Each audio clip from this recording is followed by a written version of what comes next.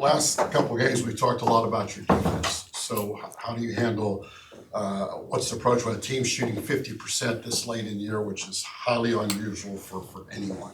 Well, they're the number one offensive scoring team in the country, right? So they've got talent at all 5 spots, talent coming off the bench. We've got to do a really good job of owning our individual matchup. We've got to get back and force them into a half-court game, not let them get easy points in transition. Easier said than done. And then you got to keep them off the free throw line. They're not only excellent in what they do offensively, then they go get the offensive board, and then you foul them and they get to the free throw line. So we've got to eliminate one of those areas. We can't let them execute in the half court. We can't let them get points to the free throw line and get offensive rebounds. We've got to take away one of those options. Your players talked about, and I know you talked about this before, it's just another game, but LSU really is not, on the outside looking at another game when, they're defending national champs and you got to play them twice. And, this is probably your biggest challenge of the year. So how do you approach that with them? You still want one game at a time, so to speak, which. Yeah. I mean, the year before it was South Carolina, right? So it's always somebody, fortunately and hopefully it's somebody from this league all the time. That's why you come to this league. If you want to say they're our rival because we play them twice, sure. But in terms of how we approach it, it's the same. It's 2-day out prep. We've got to do the things that we do defensively to try to make it hard for them. And then offensively, we've got to execute.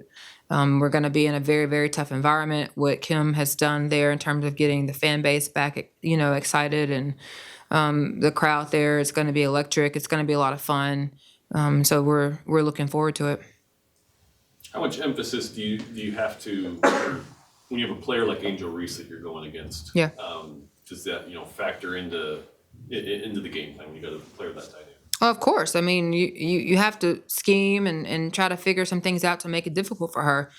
And then you look and next to her and you do the same thing with Anissa Moore. And then you do the next thing with Michaela Williams. And you do it with Flau'jae. I mean, their whole starting 5, you got to have a scheme against, which is why it goes back to everybody's got to individually guard their man. I mean, it's very rare that you look up and all 5 players at all times can go get a bucket. And that's what you're going to be defending. And so it becomes about owning your one-on-one matchup, having a really good feel for what it is they do, and being locked in and focused.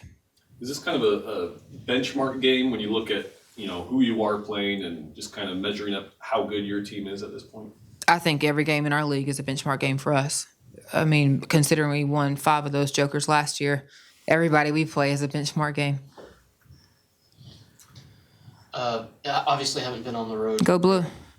Haven't been on the road very much this year, but both losses come on the road. So how do you think this team has handled being away from home thus far, and what aspects do they need to get better on when you go on trips? I think we got to have better starts. We got to get off to a better start.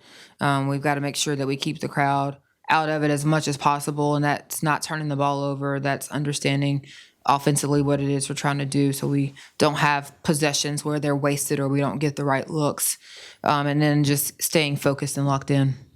So Hara talked about a little bit about their arena and also the depth perception. Yeah.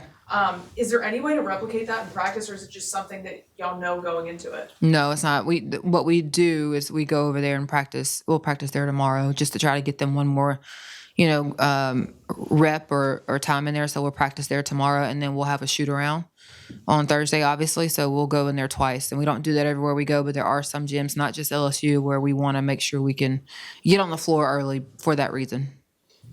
What specifically about this gym gives players issues when it comes to depth perception? Is it the way the stands are built, the lighting? What is the issue here? I'm not going to call it an issue. I mean, it's a little different. Vanderbilt's a little different, right? There's some places that are just a little different. LSU's one of those places. So for that reason, we want to give them as many shots in there as possible just to get them comfortable.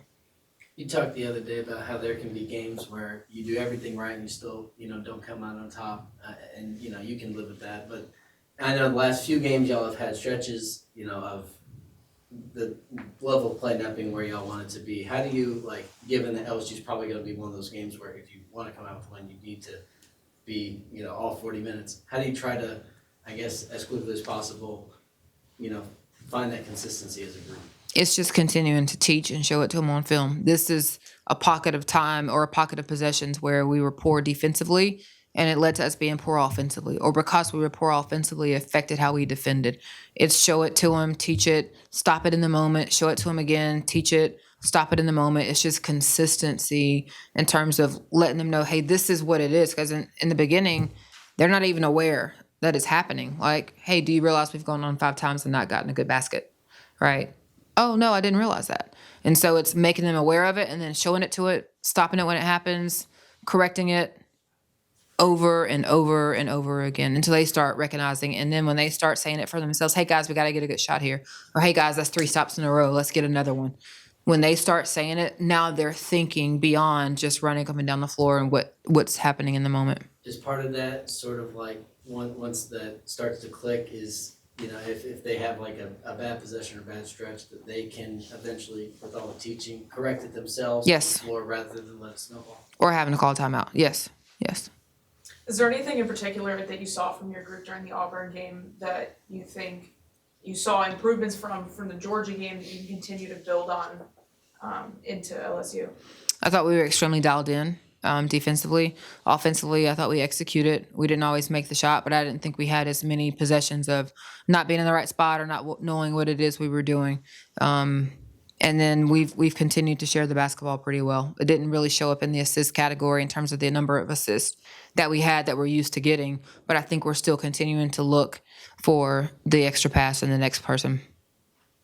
Coach, we're working on a feature on Lauren for our website. Can you speak to maybe the character she brings to this program and the impact she's had, not just on the court, maybe more so off the court? Yeah, Mama Bear. Lauren is someone who, I've said this a few times, but when she speaks, everybody shuts up, right? She just brings that resume with her, with not only being in a Final Four as a freshman, her experience with USA Basketball, and she walks the talk. She does what she says she's going to do. And is she perfect? No, but she shows up every single day with her hard hat on. She says the right things. She does the right things. And so it earns everybody's respect. She's reliable. You can count on her. And she's just got a maturity about her that you don't see. And she had it when I met her, as a freshman, she had it as well. And so some people just have that. And what's special about it is some people have it, but don't do anything with it. She's someone who has it and acts on it, and she uses it. Is this your biggest challenge inside, do you feel, since I haven't seen a lot of your road games? Yeah. Doing this? For sure. So far up until this point. If you had your druthers, when you got to play a team twice, would you rather play them the first time on the road or at home? It doesn't matter. Yeah, it doesn't matter. All right, thank y'all. Thank you.